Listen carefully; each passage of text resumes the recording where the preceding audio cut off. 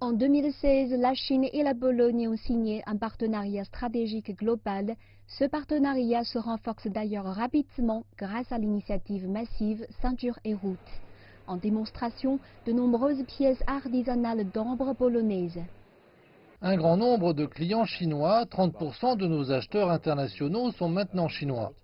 Des pièces précieuses et d'autres produits empruntent la nouvelle route de la soie, mais peut-être pas assez. Pour le moment, la Chine est la deuxième source d'importation de la Pologne. C'est aussi la première source du déficit commercial.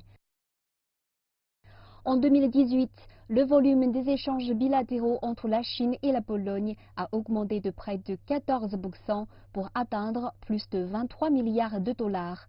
Les exportations polonaises à destination de la Chine ont quant à elles augmenté de moins de 7% à environ 2,5 milliards de dollars. Les dirigeants des deux pays ont à plusieurs reprises appelé à un engagement économique accru entre ces deux pays. La Chambre de commerce générale Chine-Pologne a été créée dans ces deux pays au début de cette année.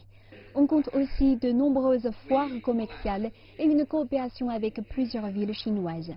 Autant d'initiatives qui devraient contribuer à la croissance mutuelle des pays situés le long de la route de la soie, a déclaré l'ambassadeur de Chine en Pologne, Liu Guangyuan. Représentant un tiers du volume des échanges entre la Chine et les pays d'Europe centrale et orientale, les liens unissant la Chine et la Pologne, à la lumière de l'initiative Ceinture et Route, ont été surveillés de près.